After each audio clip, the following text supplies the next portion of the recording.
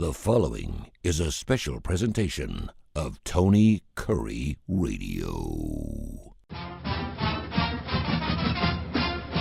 Welcome back to the UAB Director's Chair. He is the director, the athletic director on my left there. His name is, of course, Mark Ingram, and of course, he's the UAB athletic director. UABsports.com, UABsports.com. You can hear the show at least 5 days a week here on the TKR podcast network, not to mention our network of radio stations. And so happy to have not only a partnership with Mark and UAB, but certainly our friendship, too. We talk a little classic rock. It's always busy. I know there's things always going on. This is a little bit of a slower time, but a lot's going on in the sport, the world of sports. And how you doing, first of all? Everything good with you?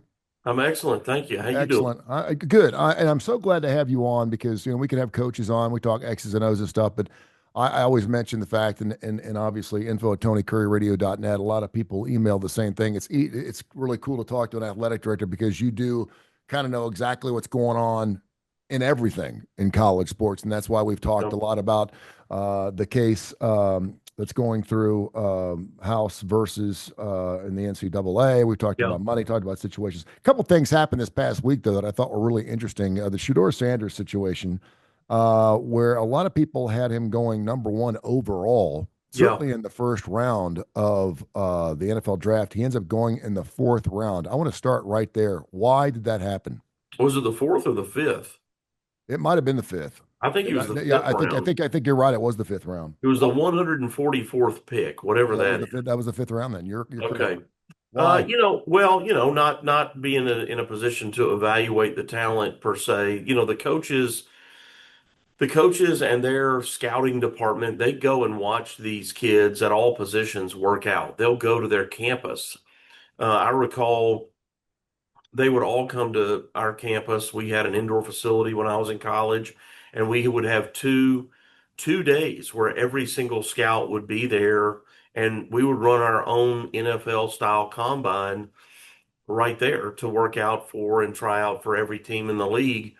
And I don't know if that happens at every single school, but I suspect it may. And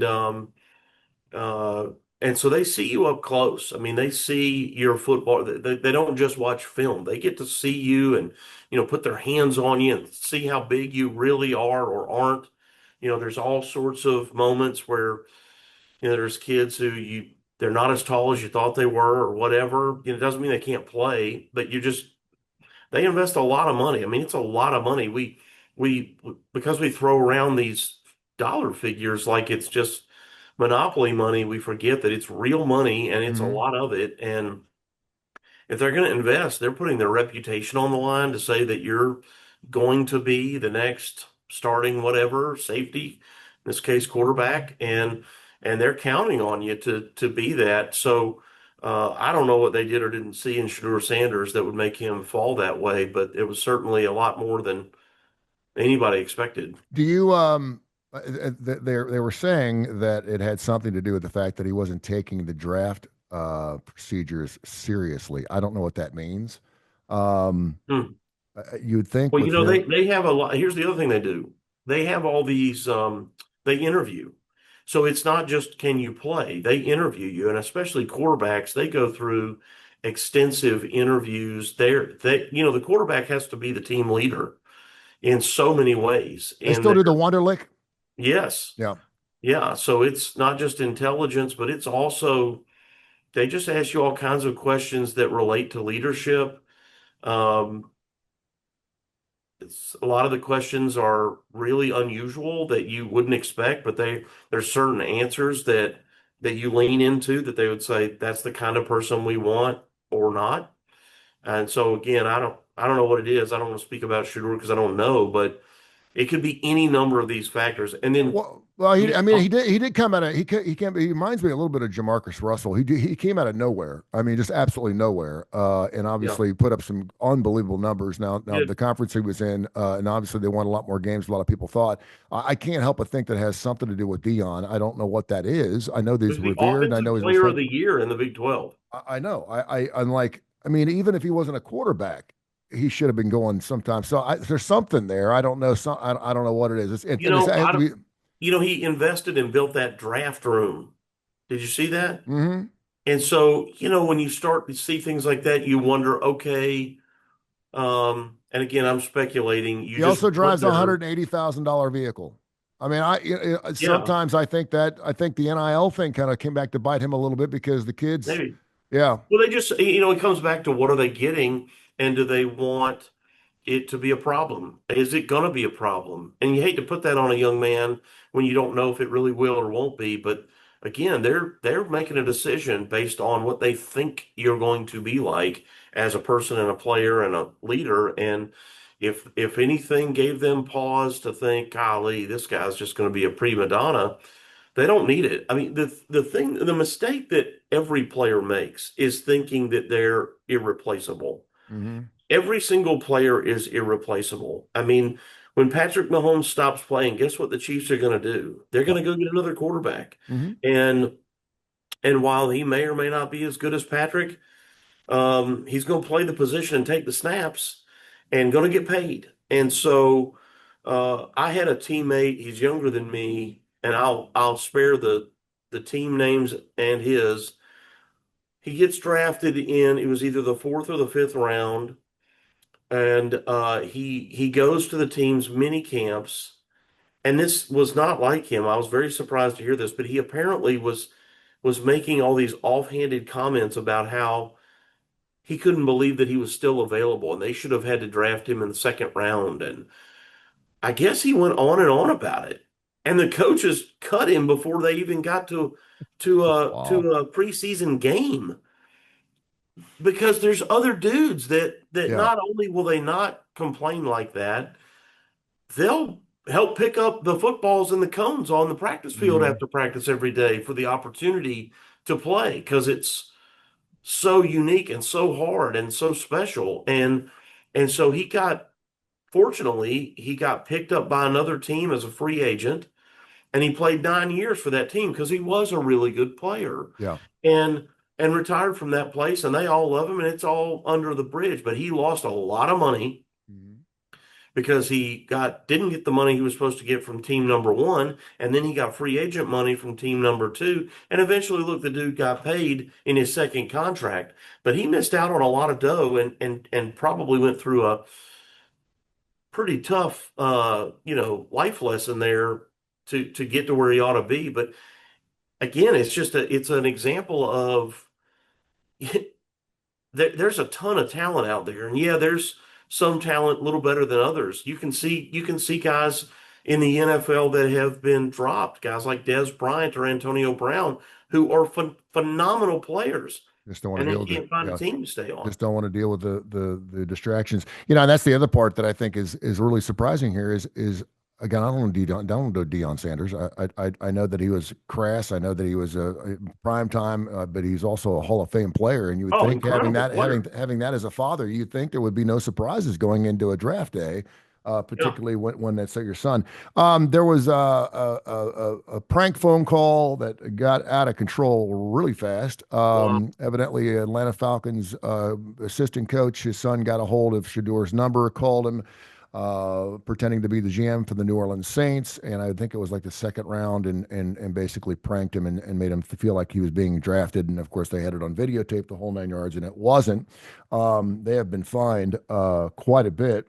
So I don't want to necessarily talk about that so much, but I do want to talk about you've had a plethora of football players and basketball players from UAB who have been drafted, and I kind of want to give me the idea of how when you know a player is going to be drafted, regardless of what that round is, how does that usually play out? Are the teammates around? Do you have him sit in your office? Is it something he has his house? Who decides to make these things happen? Ages, the whole 9 yards. I'd really love to hear how that goes down. Yeah, well, they have an agent that they work with that will help them, and we help them to try to figure out what round they're projected to be drafted in. If they're a first round draft pick, they're going to go and probably first or second round, they're going to go almost always, not always, but most of the time they're going to go to the draft. But you see some guys are at their house with their family around them, they're watching the draft in their living room. That's totally their choice. Okay. So if a player wanted to have it here in our football office or in their own house, we're going to accommodate them and they're going to, but it's completely up to them. So I think that the guys that go are incredibly confident that they're going to be a first or second round pick. Um, but you can imagine there's probably always somebody that thinks they're going to be a first or second round pick, goes to the site of the draft, and then goes home undrafted after day I two. will. I will say this. It does seem like there are players. If it's a matter of going higher or lower than what you think, it's always lower. You very rarely see a guy who was a third or fourth round guy end up going in the first round. It just doesn't happen. But you do see it Yeah. the opposite way. Go ahead. Well, I just think that all the people that you mentioned between our coaches, their agent, their families, and just what is their personal preference, that's what happens. But it's certainly exciting to be able to be back in that sort of green room area, hear your name called, get the phone call from the GM of the team that's about to How do draft they you. get your phone number? Oh, well, through the whole combine pre-draft process, you So fill there's out all kinds of okay. paperwork that gives out your email and your cell phone and your address and all this. How can we contact you on draft day? Yeah, that's I mean, that was going on back even when I played, Yeah. so you would have a home phone, that they would call, but since the advent of the cell phone, that's why you can have more guys at the draft. Yeah. And it was unfortunate to see how that situation went down. That being said, he still got drafted into the National Football League, which is pretty That's doggone right. And cool. now it's his opportunity to go play. Just go Well, play. and you want to talk about it, I'm not saying he's going to be a Tom Brady sixth, seventh, eighth round guy, but now he's got a chip on his shoulder. Let's see what he Right. can do. And Yeah. certainly having his dad, and having a Hall of Fame dad in this particular situation is probably a good thing too, because I know that, they came off a really lousy year. They came out and just gangbusters, and there's one guy that can probably motivate you a little bit would be Deion Sanders. He is the athletic director for the UAB Blazers, uabblazers.com. You go to check out their website. It's wonderful. They got everything on there, from everything going on with the baseball team, golf, you name it, and check out their website. It changes every single day. And not too long before football season starts up, and of course, right around the corner, I can't believe that tomorrow is going to be the first day of May. We're recording the show on the 30th of April. Still a couple things going on with the courts and the NIL. I saw earlier this morning a Democrat from Columbus is trying to push through a bill about exclusionary measures on streaming contracts. We've got this thing now with the NFL where you want to watch the game on Thursday nights, you got to watch it on Prime. And you have to subscribe to Prime in order to get that. I don't really care. I really don't. There's so much football on to watch anyway. That is a prime time game. And so it pisses me off a little bit that I can't watch Thursday night football. But I also come, and I know you do too. I also come from the age of my college football team used to only play 3 games a year on television. And then Yeah. there was a fourth game, which was a PPV. You had to pay $19.99 to watch Right. it. And it was usually a really lousy game. It was a really lousy game. It was Middle Yeah. Tennessee, whatever it is. And so the fact that we can watch all these games, and I mean, there's pretty much you can watch any game you want. Appalachians, I don't care who it is, you can watch your football team every single week. And all of a sudden, there's some people wanting to make some money off this and do these individual streaming services. Your thoughts on that? And should there be something introduced? They're saying he's trying to set it up where if you're enrolled as a student at Ohio State, you Yeah. shouldn't have to pay to watch your football team play. Yeah. I mean, a lot of these sports related laws that are coming from sympathetic senators that are just fans of their particular alma mater or state school and come up with these things. And they, just like with the NCAA rules, they're passing laws that say the NCAA can't enforce its own rules in their state against their schools. And it's like, well, then they're not a member. Yeah. You almost want to say, hey, you know what, then? You're right. They shouldn't have to watch it. So it's no longer available in the area. Now you're not missing it. I think it's crazy. Yeah. Well, I mean, yeah, and then they're talking about, well, it's going to cost me an extra 50 or $60, per game, and I'm kind of like, we live in a capitalistic society where That's right. they Don't push it. pay for it. Just don't watch it. The I want the to public will speak, my right? The son, public will yeah, let their feelings known. they If you will. don't like it, don't buy it.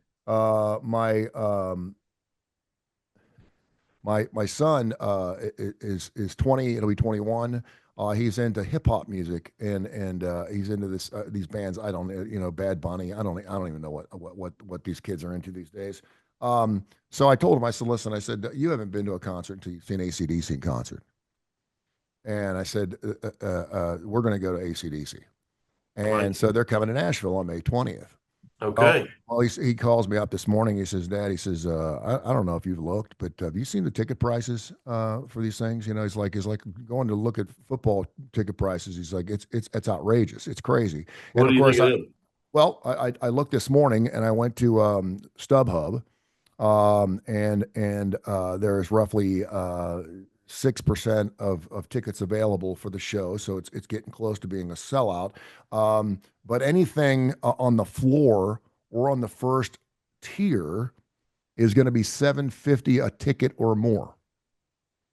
Whoa. Now that's like that's stupid crazy money for me. I mean, I'm just like, and I know it'll probably be the last time I see ACDC ever play again.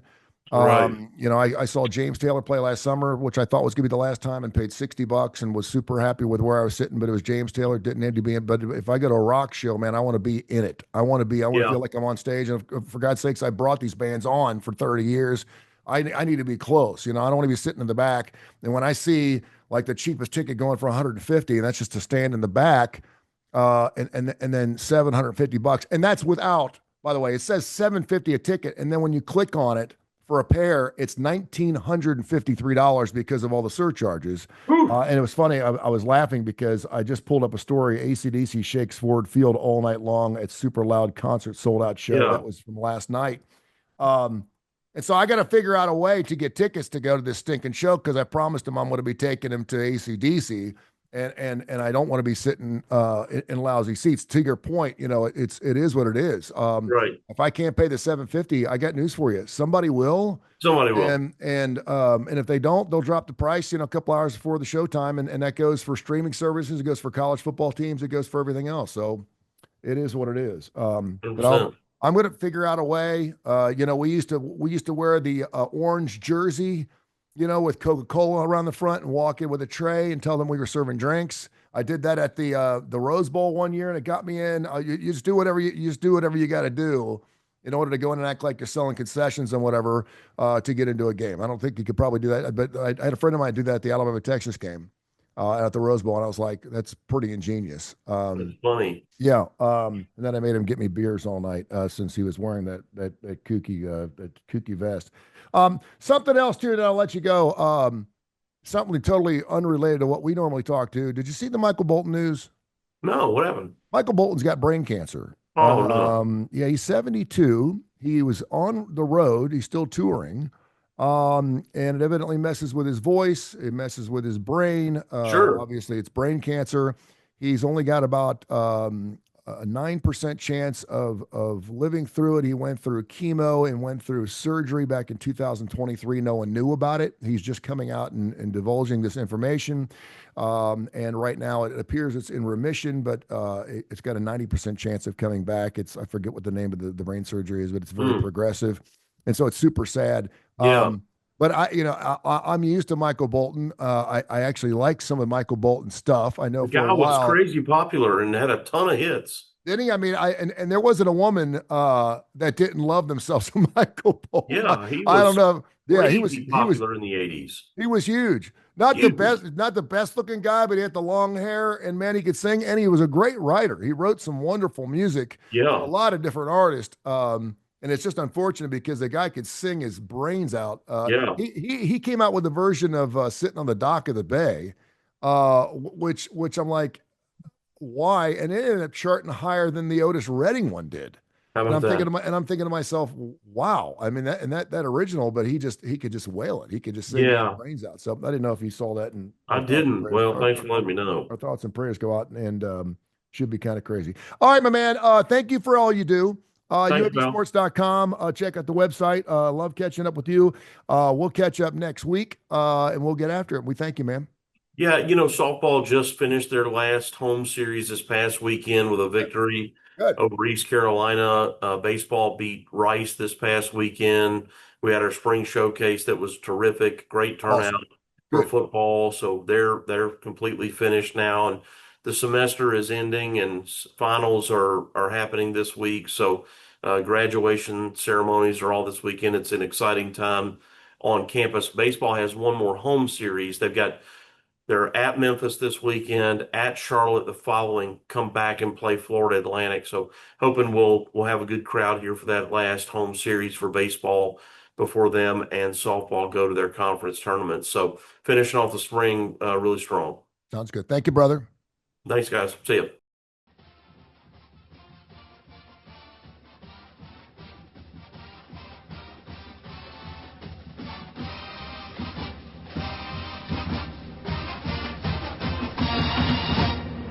This has been a special presentation of Tony Curry Radio.